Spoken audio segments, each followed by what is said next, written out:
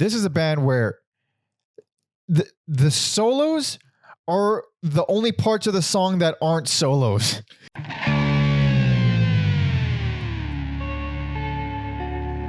Welcome to Every Album Ever with Mike and Alex. My name is Michael Mansour, and I'm joined, as always, by my dressed very white and nice co-host, Alexander Volts. Say hello. Hello. This is Every Album Ever, the podcast where we listen to every single album in the world, one artist at a time. That's a new discography per episode. And today, we'll be discussing every album by Necrophagist. Yeah. This one's for us. This one's for us. It's for you. It's for you. It's mostly for me. Yeah. It's honestly, it's a mic pick. Take a break, a little bitty, teensy wincy break from requests because is a very short episode, short discography with a band that I love. That I want to talk about, and it's been a while. I did not know you loved this band. I love this band. Holy shit. Okay. This band goes way back for me. Okay. Which is, we'll talk more about it. But if you want to help it support, just like the video if you like the video, and that's cool. And if you don't like it, I already hate you, so it's okay. We're not on the same page either way. It's okay. You can find a playlist. Fuck the playlist. There's two albums, and they're both insanely short. So you can find a link to both of them in the description. We usually have playlists associated with the episodes, but not this time. And of course, if you really want to support us, patreon.com/everyalbumever. There you get bonus episodes, early access to the Loose Ends episodes, 20% off all merch, and of course, tier 2 gets to request artists for us so we can talk about things you want to hear about instead of things we want to hear about, like this band, for the most part. And I heard that's the only way to do requests these days. Oh, these days, that's the only way, baby. Word out on the street. We can no longer do standard requests. The people who support us are vocal, and they keep giving us bands to do. So that's good. That's what we want. Yeah. So we're listening. So go there if you want to do that, and yada yada yada. I think that's it for beginning plugs. Okay, let's talk a little bit about this band. Yes. Okay. Well, do you know of them? I think I listened to their first album when I first met my friend Hawk. And he's like our friend Hawk. Oh, our friend. Sorry. And then I was like, not for me. Really? Yeah. Really? Oh, interesting. I will say, I thought this was the first death metal band we did. I'm like, technically it's the second. Oh, we did the death metal band. Oh, well, then the third, because we also did Death Clock. Oh yeah, Death Clock. But Death Clock, they're death metal, but I find them to be they're very they're digestible death metal. Mm-hmm. They're really melodic, and it's a death metal band for people who don't really like death metal. Sure, but this is a death metal band for people who can only tolerate the most brutal of death metal. Yes, It's as extreme as it gets. Technically, it's technical death metal. Mm-hmm. No, give me the Celtic Frost. Give me the Emperors. I will deal with that. But I'm going this all the way. I mean, Overkill. I do like Emperor a lot, and especially the first album is a fucking masterpiece. But this band, and I can't even say this kind of death metal because I've tried, because I went on a kick. I've heard these guys when I was in high school, but I really started appreciating them when I was in like early to mid 20s, and I was determined to find more like those. I need more of this kind of death metal, and all the bands that were like associated that seemed relevant didn't do it. Didn't do it for me. I'm not 100% sure, but what about Obscura? That's the one. That's the main one people reference is Obscura. Their first album, I think, is fucking incredible. I was gonna say, I think that one. There was one album I liked. If it's Cosmogenesis, I think it's Cosmogenesis. Yeah. The first album is fucking great. It's like it's great. And then I listened to all the other ones after that, and I was like, it just doesn't hit the same. Mm-hmm. And there's something about the way this son of a bitch fucking. Oh no, I forgot to pronounce his name. I used to know. I looked it up. Oh, that last name is rough. So there was a cut because I had to look up how to pronounce the fucking guy's name. It's Muhammed Suiçmez. Yeah. And that is a very strange name. I think, they're from Germany, but I think he's Turkish or something, which makes way more sense. Yes. So he's the main guy. And what I was originally saying, the way this guy writes songs is so I can't even explain it other than extremely evil and brutal, like more so than most death metal, or most metal. There's something really, really satisfyingly heavy about this motherfucker's writing, because I couldn't find it in all the other types. Like you look up technical death metal bands, and I don't know, it just doesn't hit the same ways as Necrophagist. Mm-hmm.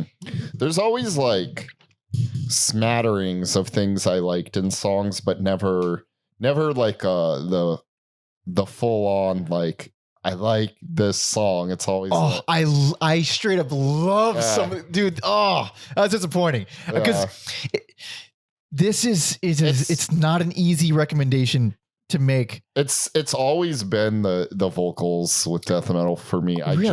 Really there's something about death metal vocals. They're off-putting no matter how much heavy music I listen to. They are the goofiest of all the. No, fuck that. That's the goofiest. That is for sure the goofiest, but I like that one better. I'll take death metal vocals over that any day. Give me Merciful. King Diamond doesn't count. He's a weird, like he tries to do that thing, but his voice is so fucking weird that check out that episode, by the way. It was a long time ago. Episode 2.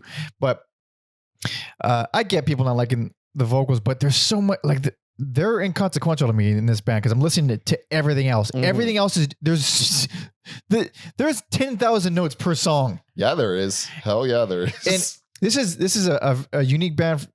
Well, I wish I knew more comparisons other than like Obscura, but this is a band where the solos are the only parts of the song that aren't solos.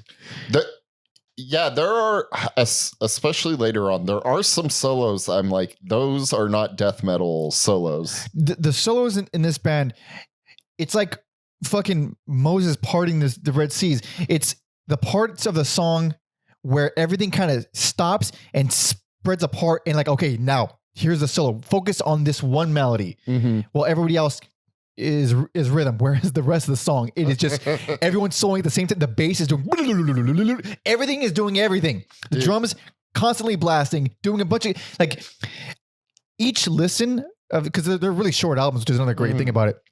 Super easy to do. You go to each album for a whole listen, focus on just one instrument. Yeah. For the whole playthrough, focus on one instrument, and it's just just trying to imagine how one goes about learning one song. It's insane. The notation would fucking look bananas.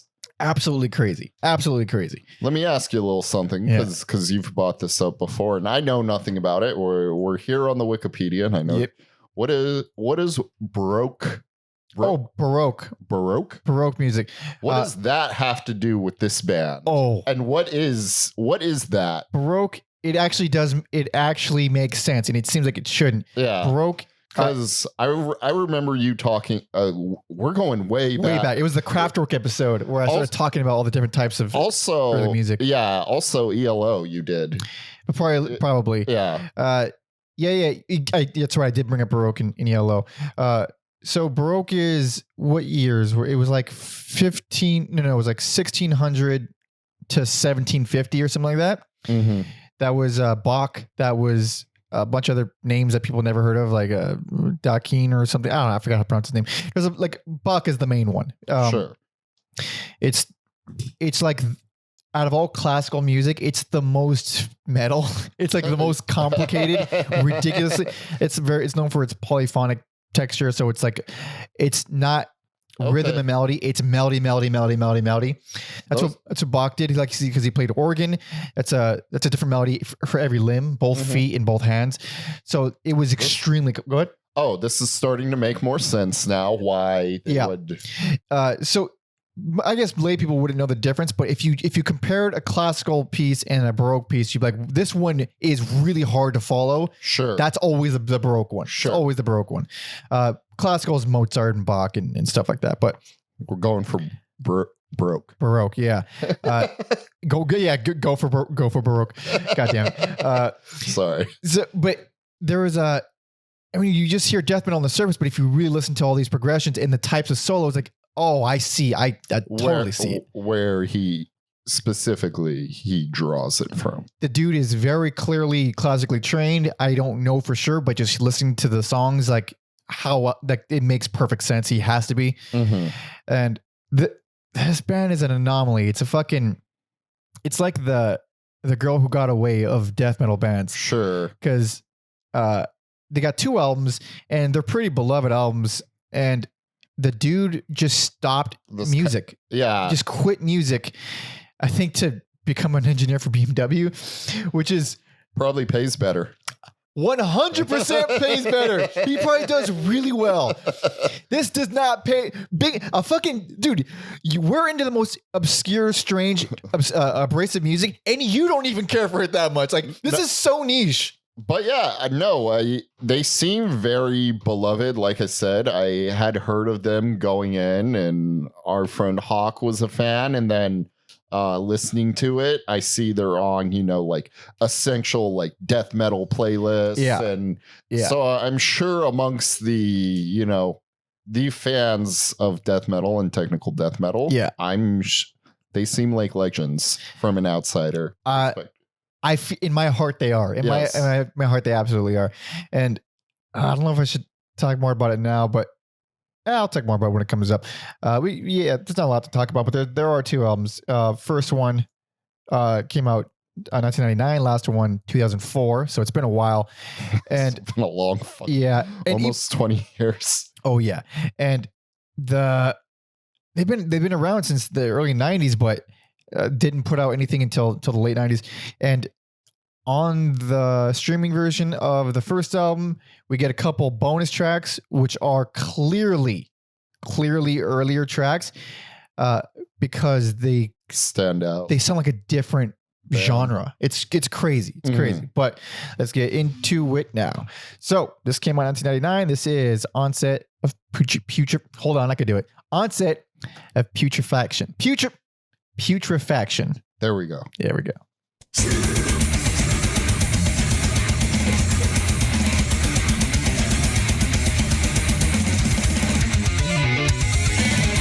Oh, I love this song.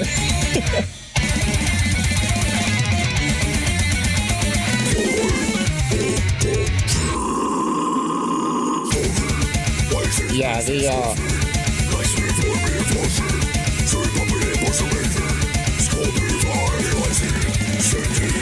Man, so many people are just clicking off of this video right now. I mean, clicked on a band called Necrophagist. You should know what you're getting into. Yeah, this is peak extreme metal. This is extreme of extreme. Like, man, the guitars are just... I like them. Yeah. Oh. It's just killer riffs. Yeah. And this is all Muhammed. He's doing every instrument, except drums, which are programmed.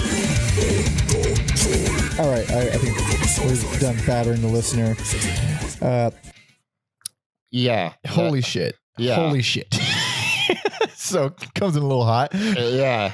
Real fucking hot. Stays hot. Yeah. What did I? Oh yeah. It's just like. Yeah, I don't know. I'm assuming other death metal bands do it, but like having to listen to it, they like starting and stopping on like a dime. Yeah.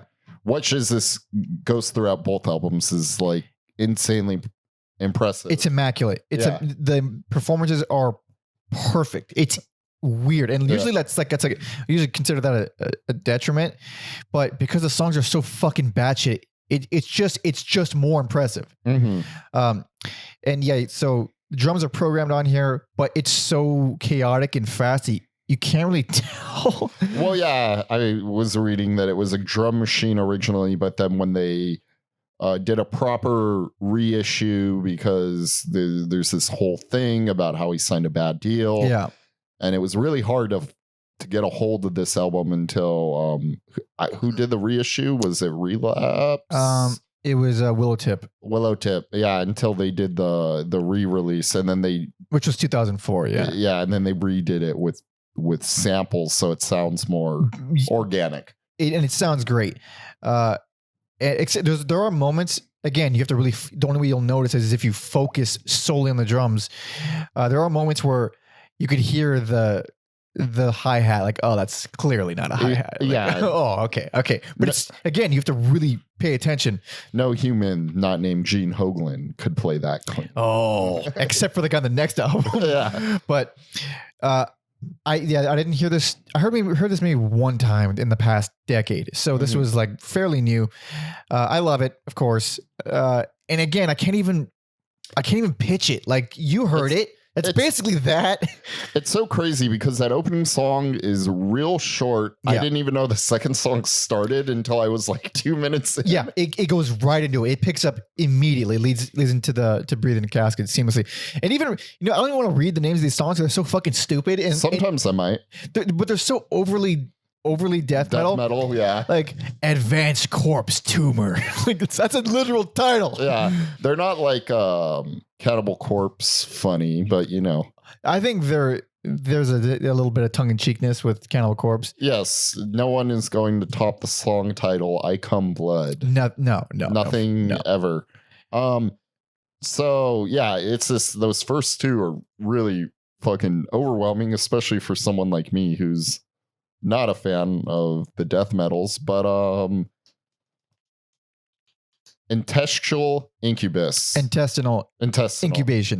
Oh, sorry. I like your version better though. That sounds cooler. Yeah, it sounds cooler.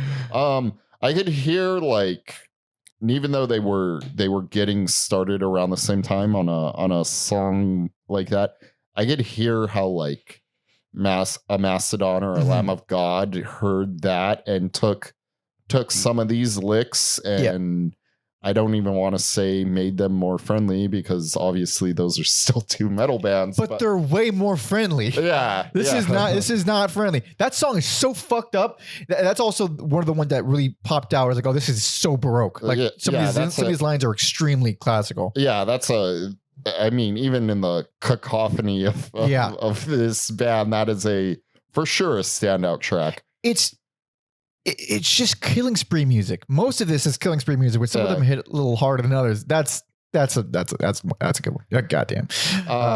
Another one that stood out to me was the Extreme. Unction. Unction. Yeah. Unction. Yes, that one for whatever reason. I'm like, these two are those are your standouts. Yeah. So one thing that song does that they do a lot, it's in the next album too, the way they use or the way he uses pinch harmonics as parts of a riff. Oh yeah. It's not in a John Christ kind of way. It's because that's more of a hard rock sort of styling. It's like just a note. It's just used as a note, but it's so immaculate because usually with pinch harmonics there's a certain amount of like dissonance to it because it's like a false harmonic. It's literally called an artificial harmonic. But here it's so perfectly EQ'd. It's just a perfect ting. It's like a ting. It's over. Perfect. And it's always part. It's part of the riff. It's not just a thing you're throwing. It's not an affect to the riff. It's part of the riff. It's really impressive and it's cool sounding. It's fucking crazy. Yeah. And that song does it a lot. Yeah. Probably there is a lack of singing on that one, so it's like very minimal singing. Let me move on to Fermented Awful Discharge. Yeah. The original closer. Yeah. That song's crazy to me because like I wasn't expecting to be able to hear bass. Oh yeah. And like the bass is really fucking cool sometimes. It's insane. It's doing just as much widdly diddly tapping stuff as both guitars. And then let me go to a highlight, because if you're like me and you're looking for other things that aren't death metal, I like this part of the song.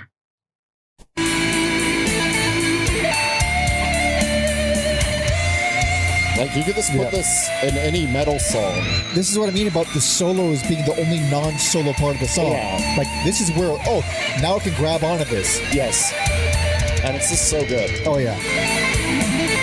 Their solos are fucking I just love their solos so much.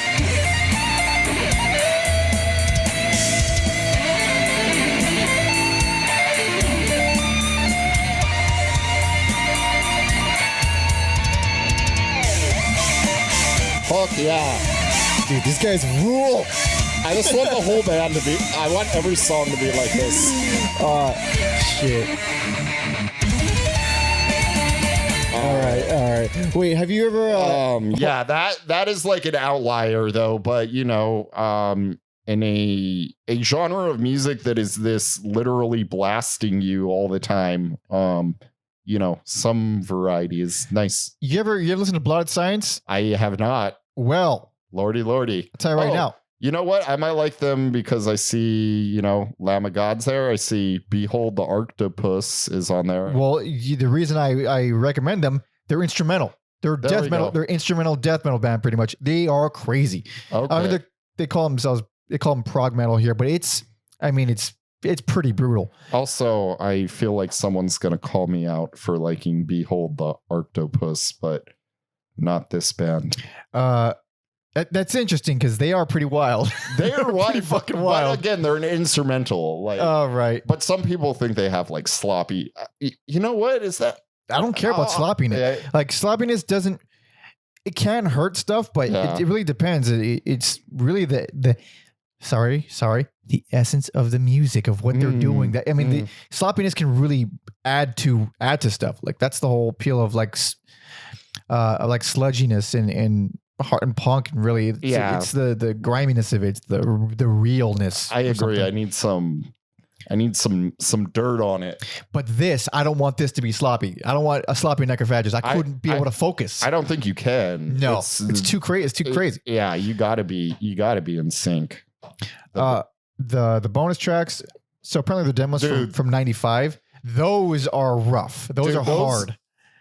That is like, you could tell that even if they sounded the same, they are so fucking heavy and brutal. And like, you could tell that's like, we're young and full of piss and vinegar. And it's just. Yeah. I mean, it was definitely earlier. The sound, it's even produced exactly like every early 90s death metal band. Like the guitar tone is so very much that. Mm-hmm. And the vocals, they sound like fucking Deicide. Yeah. And I don't like Deicide's vocals. I never Deicide's cool, but I never got into them. But I never liked what's his name? Fucking Glenn something Benton something.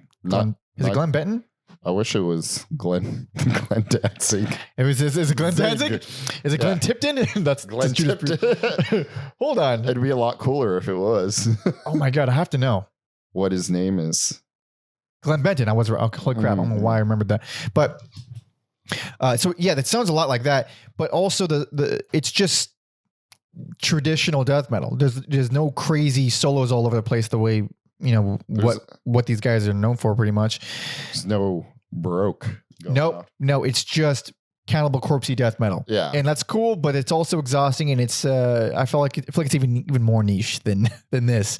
I mean, I feel like it's more popular, or it's become. It is more popular, but I feel like it's less accessible. Like sure, I guess Cannibal Corpse and Deicide are like the outliers of the genre. They're the most famous death metal bands, but they're also really hard to like. I like death metal, and I don't love those bands, but I love these guys, and because there's so many melodies in these songs. It's fucking difficult to follow and it's crazy, but there's legit well-written progressions. Like there's 1,000 of them in here. They're just very fast, and they're over immediately. Yes. So this is way more musical to me than traditional death metal. Traditional death metal is it's just all brutality. Mm-hmm.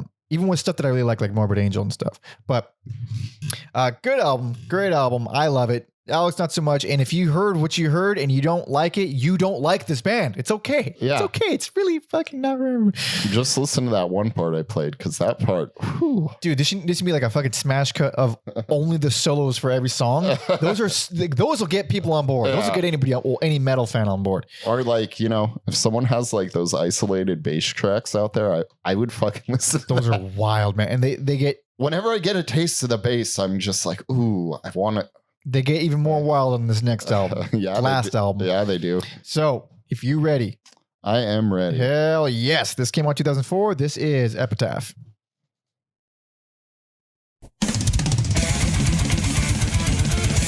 I don't know why. For a split second, well, no, not even. For a little bit, I was like, am I going to like this? Oh, I fucking adore this song. It takes me way back to high school.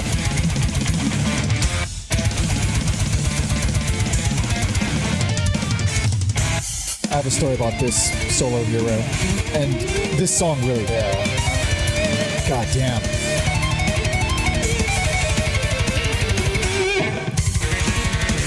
That bass. Ooh, it's good. It's good.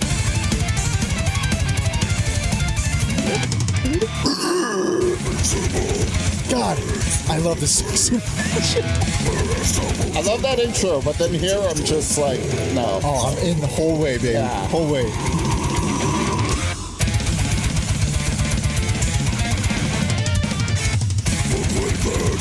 All right. Yeah, this is a 33-minute album, and it's perfect to me. Oh Yeah. my God. It goes by fast. If I had to pick between the two, I think this one. Yeah, this would be a best if we're divvying out picks. So that's that song "Stab Boom," the opener. That was that's the reason I know this band is because in high school, well, amongst a bunch of fucking dorky ass, bitch ass guitar players like myself and a bunch of other people, everyone would always everything was a fucking pissing contest. Oh yeah. So they're like, I bet you can't learn this song. Like, fuck you, I can learn this. Did you learn that? I did. I fucking learned all those solos because it was very much like, it's cool. It's a cool song, but can I? Yeah. Turns out you can if you just try and you practice and stuff. Damn, you're a motherfucking prodigy. Oh, stop it. Thank you. I'll take it. But the thing is, the guy, the people who showed me this, they were, they like death metal and they liked a lot of power metal, which I fucking loathe. I think it's utter dog shit. Sorry. But their whole thing was just how difficult, how technical, Sure. how much sweeping can I do? And like, so they didn't really care about the album. They just liked that song because it was insane. Yeah. But really, it took me like a few years to really like, no, this album is fucking incredible. Every song is a fucking banger. I love every song on here. Holy shit. I think there's so much to offer within each song that's, again, you can't really explain it because it's fucking so hard to listen to. That's a good segue because I'm not really sure what it on the Stillborn one. The Stillborn one. There's like I don't know how to describe this guitar, so I'm just like gonna play it. That is possibly my favorite song on the album.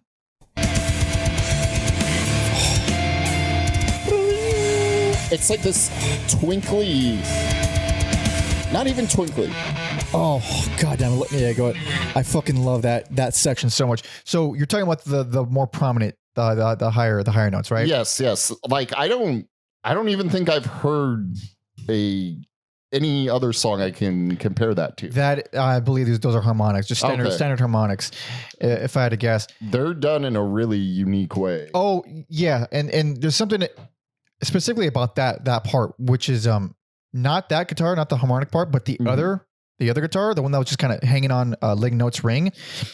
They do that periodically, where I've never heard it in any other kind of death metal band, where they just let the notes ring like that, and it has this fucking brutal, sinister quality to it. Yeah, which is like, it's a really neat effect the way they did that, where I like had to pause the song and rewind it. I'm like, if I don't timestamp this, I'm gonna sound like a fool because I can't. There's no way to describe it, and it's over immediately. The parts, again, it's death metal, so they have a million riffs per song. But that song, I think, has one of my all-time favorite solos. Just period. That the solo in the Stillborn one is one where I've shown people who aren't exactly big death metal people, and they're like, "All right, that's beautiful. Holy crap, that's real good." As not a big fan, I think track 3.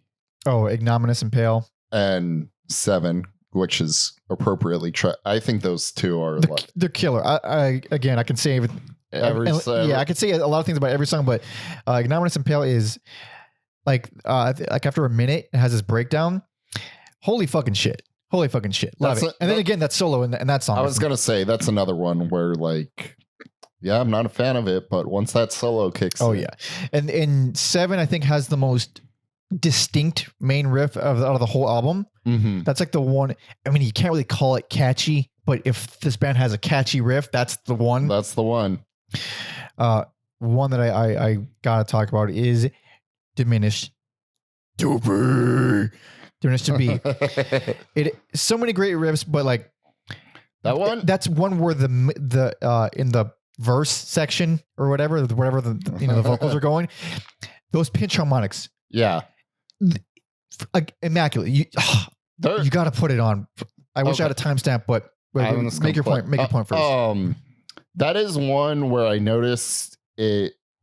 Obviously, like we said, it's never for long, but anytime it strays away from death metal and does these unique, different things. You're talking about the outro. No, that outro. Unless I don't know why you would be mixed up. I like the outro on Only Ash Remains. Is that the one I'm thinking of? That to me was like insane. Oh yeah. That's what I was thinking of. I got mixed up. No, there's just like bits and pieces, but I do like the outro to this one, but it is way more punishing in mid pace kind of brutal. But here we go. Yeah.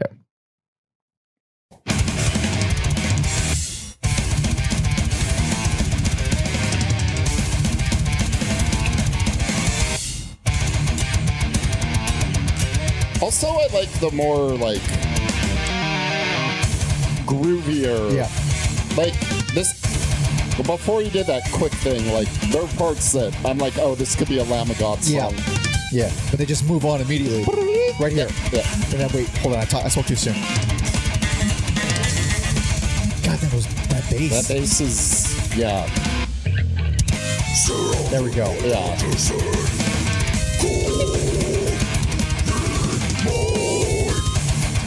What a fucking weird riff. I mean, that's the riff. Yeah. It's that shit. And that's what I mean. Yeah, go to Lord.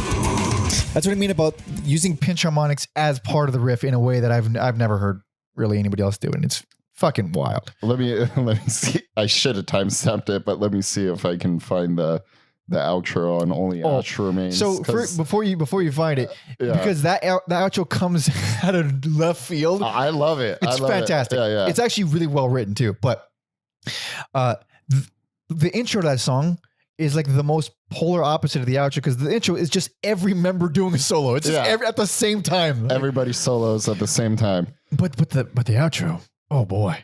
All right. I may have gone a little early, so we're just gonna listen to the last minute. I have no problem with that. Yeah. Also, that way listeners will get a taste of how it goes from here to the part we're talking about. Oh, I love this switch.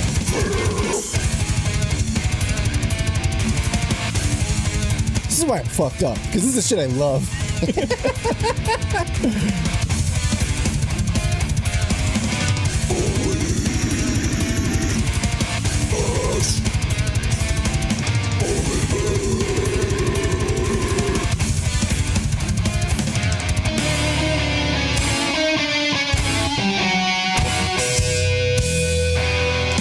Any other metal band, sure. But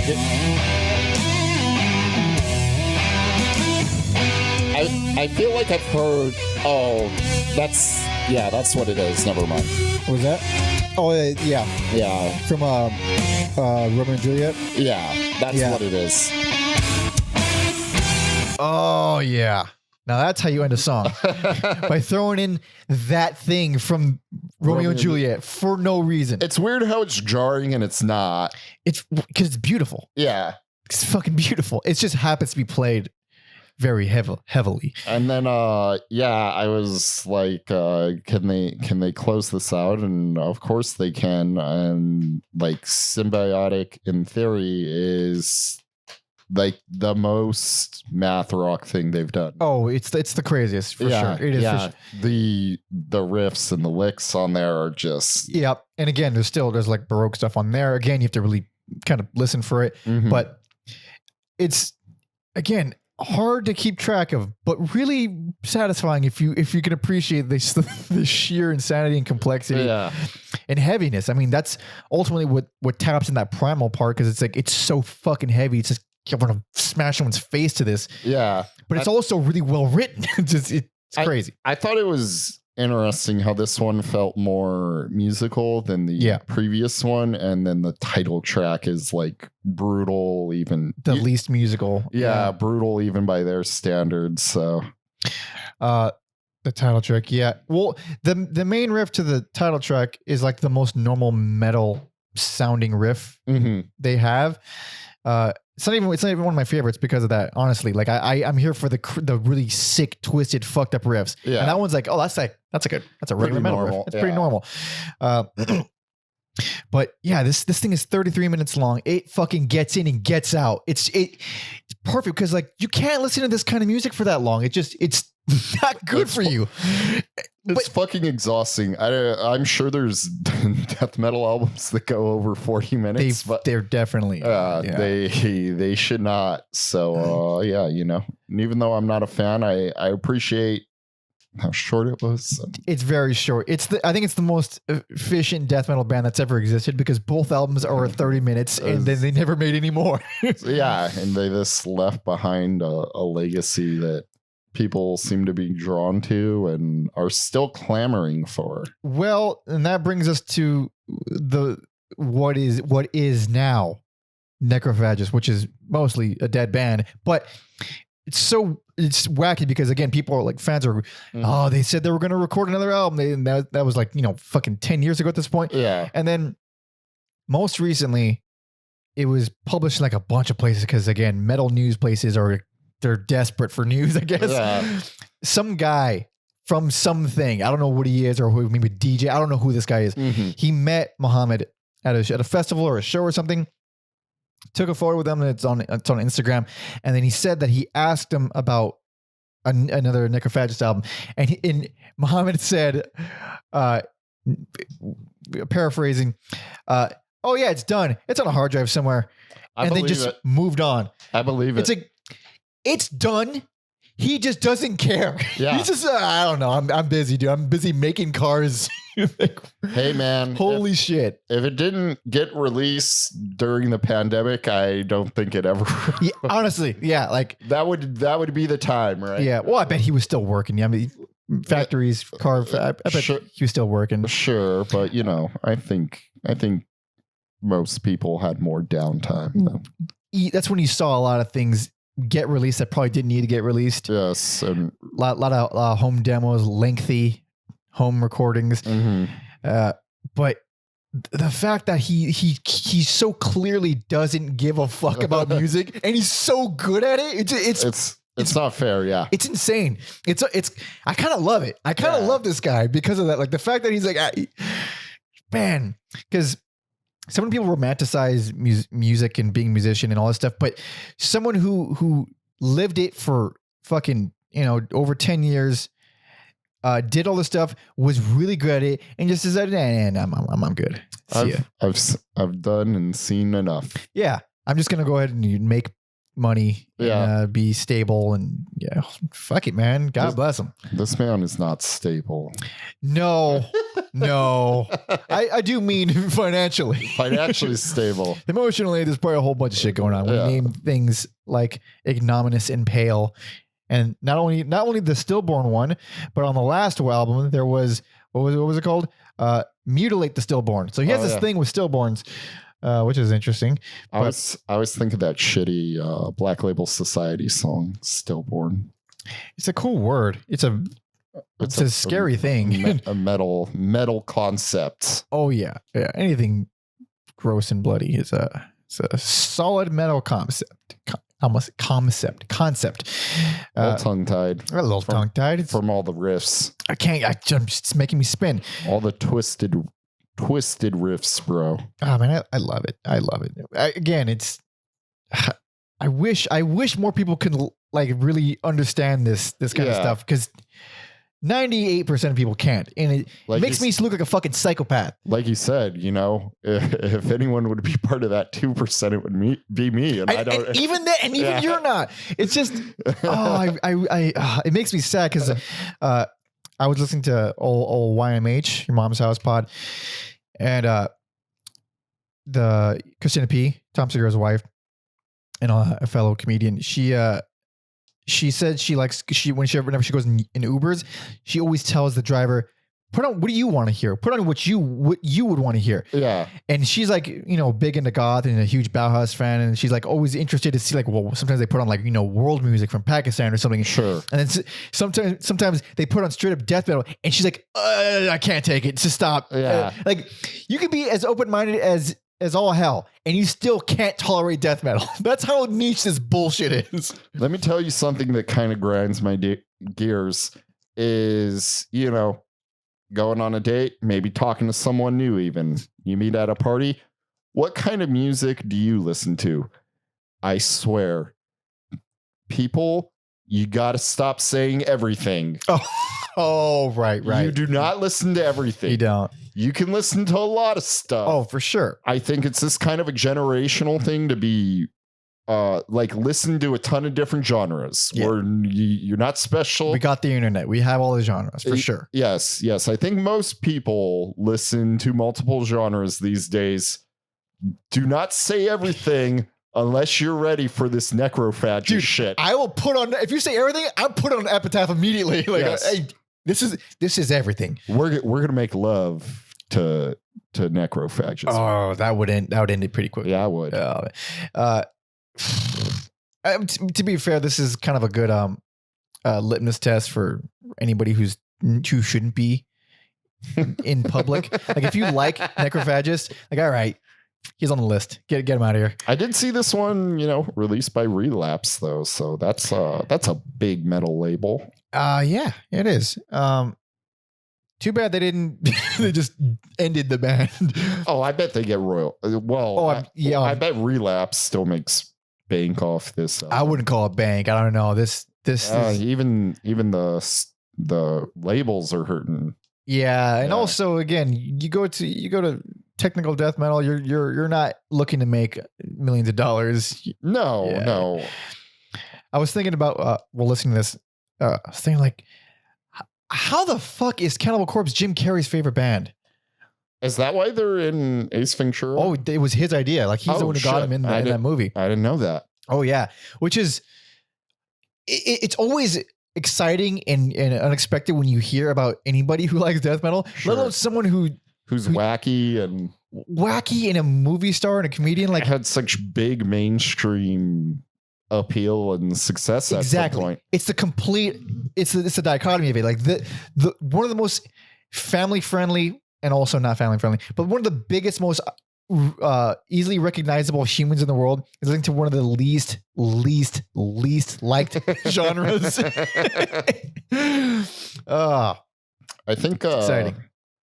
I think Ryan Gosling, I think he's down with like the stoner and sludge metal. Really? Like I think I remember reading a few things like, oh shit, I saw him at like a Boris show or something. Holy shit. That's pretty badass. That is badass. Dude, I always shout on him when comparing him to Ryan Reynolds because he has bitch eyes. But now I'm taking it back. If he's into some good ass metal, I'm Team Gosling. I got flashbacks when you said that, but yeah, I'm going Gosling over Reynolds. Reynolds is just too dreamy, dude. That's God. He probably has bad taste in music, so I'm going Gosling.